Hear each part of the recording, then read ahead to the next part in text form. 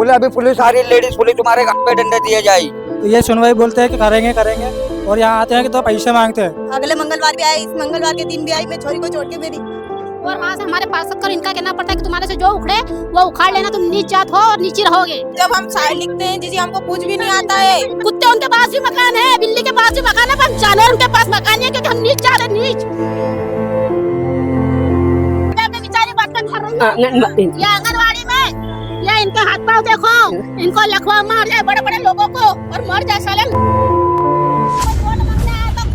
जूते मुंह में खींच के मारूंगी। मैं बोल रही हूँ, मैं टीबी का मरीज हूँ, मेरे को 1 रुपए का भी सहायता नहीं है। उनके काट लूंगी साला, कोई सा का मेरे घर पे आ जाए तो वोटिंग मांगने में बसती घोरवाड़े बोल रही हूँ, खुला बोल रही हूँ। वोट मांगते समय तो तुम हमारे पाँव में हमारा गू भी खा लो तुम लोग, नीच जात के हो। हम गरीब की सहायता करते क्या? गरीब की सहायता करते हो तुम लोग? कुछ नहीं करते हो गरीब का खाली खून चूसते हो तुम लोग, बाकी कुछ नहीं करते हो।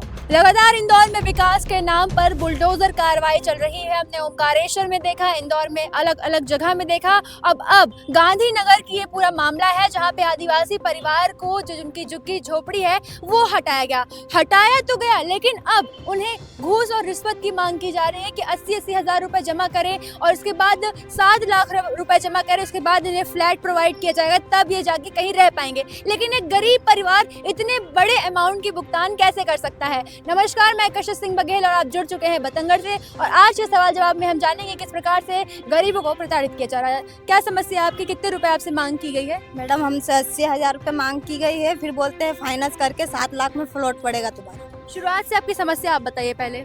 मैडम हमने झोपड़ी बांधी थी, वो झोपड़ी हमारी तोड़ दी गई। किस क्षेत्र में आपकी झोपड़ी है? ये बोरा कॉलोनी में। गांधीनगर बोरा कॉलोनी? जी, गांधीनगर बोरा कॉलोनी। जब आपने वो मतलब आपके पास नोटिस आया था शुरू में घर तोड़वाने के पहले? जी नहीं, हम तो बांध के रहते थे झोपड़ी, वहाँ पे नोटिस वोटिस कुछ भी नहीं आया था। और ये आगे मकान नहीं था, हमारा झोपड़ी थी। ऐसे पन्नी जक्की बांध के रहते थे। अच्छा, तो हाँ। झोपड़ियों को हटाया गया है? वो हटा दी, जिससे भी चला के हटा के जला दी। अच्छा, हाँ, सारे जला दिया। फिर जब आप लोगों ने मांग की तो क्या हुआ?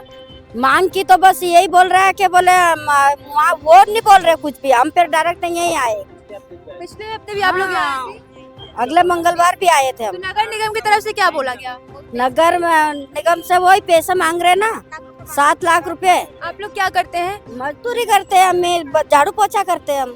तो आप देख रहे हैं एक मजदूर परिवार किस प्रकार से फ्लैट के लिए 7 लाख रुपए जमा कर पाएगा। ये किसी का कोई लॉजिक बनता है इस बात में? और लगातार हम इनसे बात करके आपको उनकी समस्या बता रहे हैं। क्या लगता है कि सरकार क्या आश्वासन दे रही? कलेक्टर साहब अब की गाड़ी अभी आई थी, आप लोगों ने घेराव किया था, तो क्या कहना था उनका? उनका कहना था कि सर बोले नगर निगम क्या कह रही है क्या नहीं, इनके वो तो मना बोल दिए नगर निगम ने। 7 लाख रुपए जमा करो पहले और 80,000 रुपए।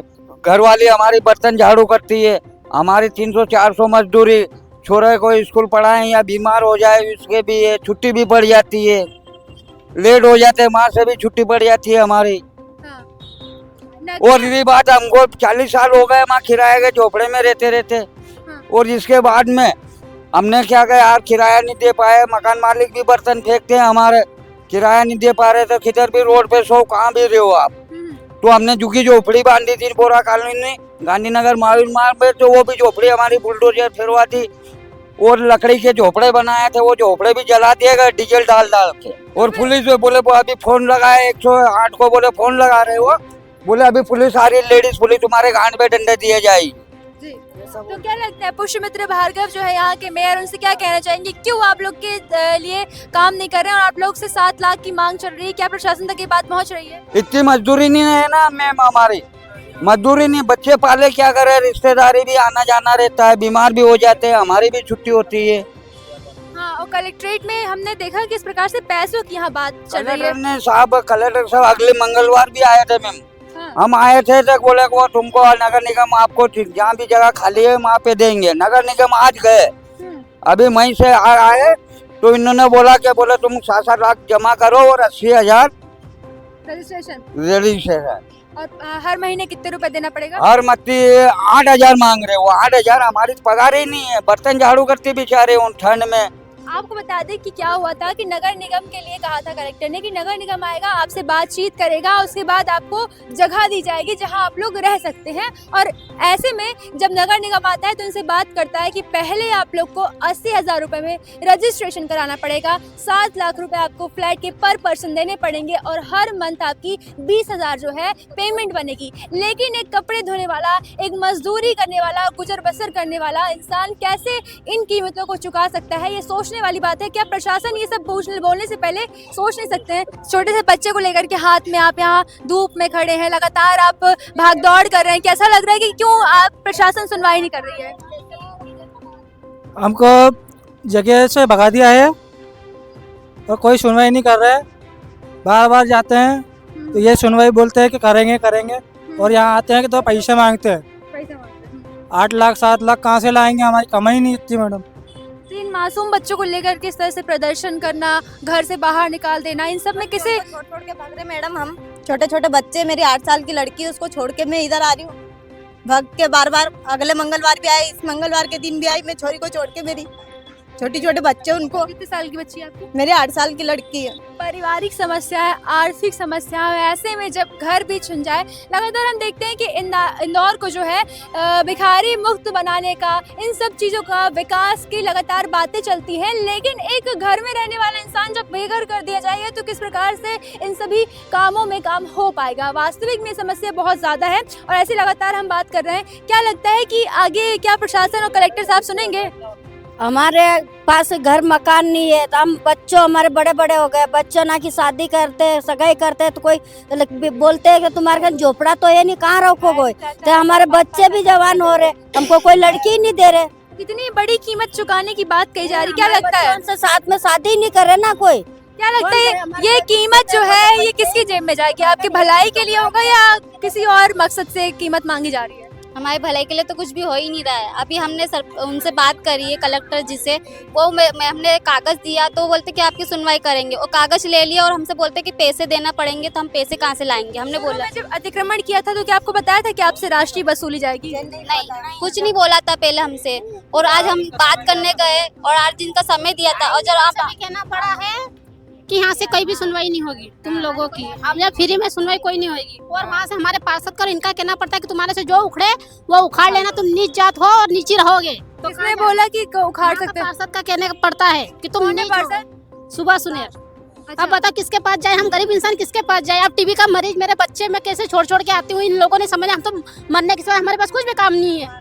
ये झाड़ू पोछे का काम करे कि हमारे पेट पाले, कि मकान का किराया दे, क्या करे हम लोग? तो आपको बता दें गांधीनगर से पार्षद है सुभाष सुनील जी, और उनका कहना है कि तुम गरीब हो क्या उखाड़ लोगे, तुम नीची जाति को हो क्या उखाड़ लोगे।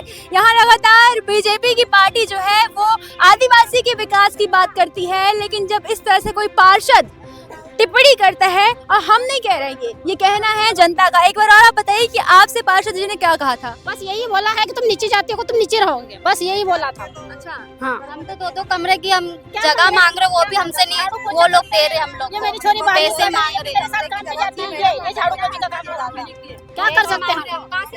यहाँ तक का आने तक का भी हमारे पास किराया नहीं। हमारी स्थिति दिख रही है, हम सुबह 9 बजे के निकले, कितनी बज गई है, हमको एक अन्य नुकसान हुआ।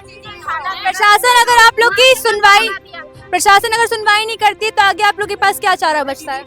बस मरने के सिवा कोई चारा नहीं हमारे पास। ये देखो, ये डिलीवरी आप देखिए गर्भवती महिला हमारे साथ खड़ी है, तो गर्भवती महिला हमारे साथ खड़ी हुई है जिनका आपको कितने महीना हो गया? 9वां चल रहा है।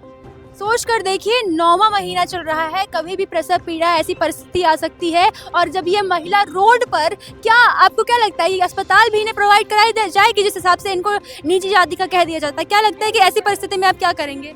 क्या करें मैडम, हमको दो कमरा के मकान मिल जाए वही बहुत है, लेकिन हमारा ये भी सुनवाई नहीं होता कि हमको दो कमरा के वो जमीन मिल जाए। आपके पति क्या करते हैं? कहीं नहीं, ढाले की करते हैं, मजदूरी करते हैं, 400 रुपये टिप में क्या होता है मैम। तो 400 रुपए कमाने वाला अपनी गर्भवती महिला के लिए 7 लाख और 8 लाख का फ्लैट कैसे खरीदे, ये प्रशासन को सोचना पड़ेगा। प्रशासन होती, आप देखिए मेरे पीछे बड़े बड़े अक्षरों से लिखा है प्रशासनिक संकुल इंदौर, जहाँ पे होती है जन सुनवाई, लेकिन आप देखिए किस प्रकार से यहाँ 9 महीने की गर्भवती महिला आज खुले आसमान में बेघर हो चुकी है और उनके पति सिर्फ मात्र मजदूरी करके महीने में 400 रुपए कमाते हैं। ऐसे में कैसे इनकी डिलीवरी है या इनकी व्यवस्था है, इनके लिए छत कैसे प्रोवाइड करवाएं और कैसे 7-8 लाख रुपए प्रशासन को जमा करें। अब तुम बताओ कि हमको 20 साल से हम उसको वोटिंग डाल रहे हैं, हम उसको क्यों डाल रहे हैं, पार्षद को क्यों डाले, हम तो झाड़ू पोछा कर करके पेट भर रहे हैं हमारा। कुत्ते बिल्ली जैसे हम लोग घूम रहे हैं, एकदम बिल्कुल रोड पे है हम लोग। क्या लगता है कि अगली बार पुष्यमित्र भार्गव जी को आप लोग मेयर बनाएंगे? नहीं बनाएंगे, हम नहीं बनाएंगे। और खाली जाओ उसकी शक्ल देखो, उससे 4 शब्द बात करो, उठ के चले आओ। काम करा मैडम, ये मेरा पास बना हुआ, मैंने मिलिट्री में काम करा और ये हमारा मजदूरी डायरी बनी। कैलाश विजयवर्गीय नगर लाभ नहीं मिला हमको। मानिए कैलाश विजयवर्गीय जी, तो हम लोग सुनते आ रहे हैं कि काफी विकास कर रहे हैं इंदौर का। लाभ नहीं मिला है। मैंने मकान में जाओ 5000 रुपए किराया कैसे भर पाएंगे? 5000 थोड़ी सी रकम होती है क्या? कोई लाभ नहीं। दीदी, कैलाश विजयवर्गीय जी इंदौर का विकास कर रहे हैं, फिर कैसे कह रहे हैं आप लोग, बताइए। पर हमको तो कुछ नहीं मिला ना मैडम, हमको लाडली लक्ष्मी योजना की भी नहीं मिला है, लाडली लक्ष्मी योजना का भी हमको कुछ नहीं मिला। और ये सब आदिवासी भी लेना, ये सब सीधे लोग हैं, इनको ढंग से नाम लिखते नहीं आता। तुम लिखवाओ इनको ढंग से नाम नहीं आता, मेरे को खुद को नाम नहीं लिखते आता, मैं पढ़ी लिखी नहीं हूँ, मैं भी खुद लिख के लाते हैं। हम जब हम लिखते हैं जीजी, हमको कुछ भी नहीं आता है, किराया भर भर के हम थक गए जीजी। कब तक हम किराया भर, मैं ऐसी जगह में रहती हूँ जीजी कि तुम भी देख के भग जाओ कि बोले जीजी तुम कैसी जगह में रह रहे हो, ऐसी जगह में रह रही हूँ कि मेरे बच्चे खाते हैं। हमारा कलेक्टर के हमने दर्शन करा, वो 1 सेकंड के अंदर नहीं रुके और हमारे तरफ ध्यान नहीं दिया, हमारे कागज लिए और गाड़ी में बैठ के बिल्कुल चले गए वो, बिल्कुल भी। और बोलते हैं हम गरीब की सहायता करते हैं। क्या गरीब की सहायता करते हो तुम लोग? कुछ नहीं करते हो गरीब का खाली खून चूसते हो तुम लोग, बाकी कुछ नहीं करते हो। क्या कई सुनवाई कहते हैं कि गरीब को तुम लोग रोड पे लाए हो, तुम लोग लखपति की सहायता करते हो, लखपति की तुमने कागज ले लिया, गरीब का क्या लिया? गरीब का तुमने कुछ नहीं लिया है। अच्छा, मतलब से भी मैडम आई, हम 10 बजे से बैठे हैं, आई हमको दूरदर्शन दिखा गई, हमको 7 लाख का बोल गई कि तुम इतने पैसे दो, तुमको जमीन कितने करोड़पति रहते तो रोड पे कुत्ते बिल्ली जैसे घूमते। कुत्ते उनके पास भी मकान है, बिल्ली के पास भी मकान है, पर हम जानवर उनके पास मकान नहीं है क्योंकि हम नीच जाते, नीच हमारे पास नहीं है मैडम। जन सुनवाई में आपको बता दें कि अमीरों की जन सुनवाई हो रही है। कलेक्टर साहब जो है अपने दफ्तर में बैठकर 1 सेकंड नहीं उनके पास कि इन आदिवासियों के लिए रुक जाए और सुन ले। इनकी उम्र है, इनको पूछो। आंगनवाड़ी में 1500 रुपए में बेचारी बर्तन कर रही है, ये आंगनवाड़ी में। ये इनके हाथ पाँव देखो, इनको लखवा मार जाए बड़े बड़े लोगों को और मर जाए साले, लड़ने को गलत चाहिए। आप बर्तन मांजने जाते हैं? हाँ। इस उम्र में भी? इस उम्र में बेचारी। आप मेरे अगल बगल जो वृद्धा देख रही हैं, ये दोनों इस उम्र में आंगनवाड़ी में काम कर रही हैं, बर्तन मांज रहे हैं, इनके हाथों पैरों में छाले पड़े हुए हैं। और ये इस उम्र में ये कोई उम्र होती है कि इन्हें इस परिस्थिति से गुजरना पड़ रहा है? क्या 7-8 लाख रुपए ये अम्मा जमा कर पाएंगी? अब इनका पैर दिखाए एक बार, काम करते करते इनके पैरों में छाले पड़ गए। वास्तविकता है कि क्या गरीबों के लिए ये कागजात लगे? मारा उनको जूते मुंह में खींच के मारूंगी, मैं बोल रही हूँ, मैं टीबी का मरीज हूँ, मेरे को 1 रुपए का भी सहायता नहीं है, उनके काट लूंगी साला। कोई सा भी मेरे घर पे आ जाए तो वोटिंग मांगने में बसंती घोरवाड़े बोल रही हूँ, खुला बोल रही हूँ। हाँ, आगे क्या लगता है कि अगर आप लोग को नहीं मिलता है घरवास तो क्या करेंगे? बस वही हमारा टक लाएंगे, टक खाएंगे, पर किसी की नहीं सुनेंगे, किसी के दबे हुए नहीं। हम ये देखो रोड पे बैठे हुए हैं, हम क्या इंसान है? हम आदिवासी भिलड़े समाज के भिलड़े हैं। वोट मांगते समय तो तुम हमारे पाँव में हमारा गोभी खा लो, तुम लोग नीच जात के हो।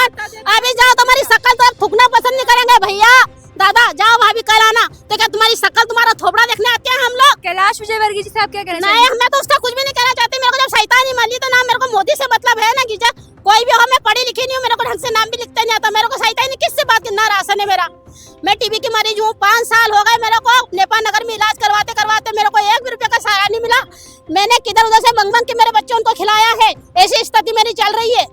मैं दिखावा नहीं करती कि फटे कपड़े पहन के आऊँ, ऐसे पागल जैसे आऊँ, नहीं मैं जो हूँ वो। आज मेरे को तुम मेरे घर चलो, देखो मेरी क्या स्थिति है, मैं मकान का कितना किराया देती हूँ, 2500 कर करके दे रही हूँ मैं। क्या बच्चों को इतने बड़े 16-17 साल के बच्चों को दवा देके मार डालूं क्या मैं? यहाँ पर आए थे तो लग गई थी मुझे। अच्छा, कलेक्टर साहब एक सेकंड के लिए भी आप लोग की बात सुनने के लिए कुछ नहीं, वो हमारी बात ही नहीं सुनी उनने, पुलिस वाला भी बोला कि कुछ तुम नहीं लोग सुना। हट जाओ, हट जाओ। गाड़ी से हमको हटा दिया, बोले हट जाओ, बोले हटा दिया, सबको हटा दिया हमको। गाड़ी का सामने जिस बेबाकी से आप अपनी आवाज उठा रही है, बेशक हम सरकार तक आपकी आवाज पहुंचाने का काम करेंगे। आपने देखा किस प्रकार से आदिवासी परिवार का जो दुख है आज छलका है। ये जो शब्द निकले हैं वो एक दुख और दर्द के कारण निकले हैं, जो लगातार सरकार और प्रशासन की तरफ से दिए जा रहे हैं। और लगातार ये हम नहीं कहते, ये जनता की आवाज है जो कि सरकारों के कानों तक पहुंचनी चाहिए और इनको न्याय मिलना चाहिए। और आप इसी तरह की अपडेट्स के लिए जुड़े रहे बतंगड़ के साथ। मैं कशिश सिंह बघेल, कैमरा पर्सन देव सिंह के साथ। दोस्तों, हम जनता की आवाज बनकर सच्ची पत्रकारिता कर रहे हैं। लोगों की समस्याएं, उनके सवाल और सच को सरकार तक पहुंचाने का काम कर रहे हैं। बस आपका थोड़ा सा साथ चाहिए। इस वीडियो को ज्यादा से ज्यादा ग्रुप्स में शेयर करें ताकि हर आवाज सरकार तक पहुंच सके। अगर आप भी इस पहल में हमारे साथ हैं तो कमेंट में जरूर लिखें बी सपोर्ट। आपका शेयर ही हमारी ताकत है। ऐसी ही कोई जन समस्या या परेशानी हो तो हमसे संपर्क करें या सोशल मीडिया पर कमेंट या डीएम करें।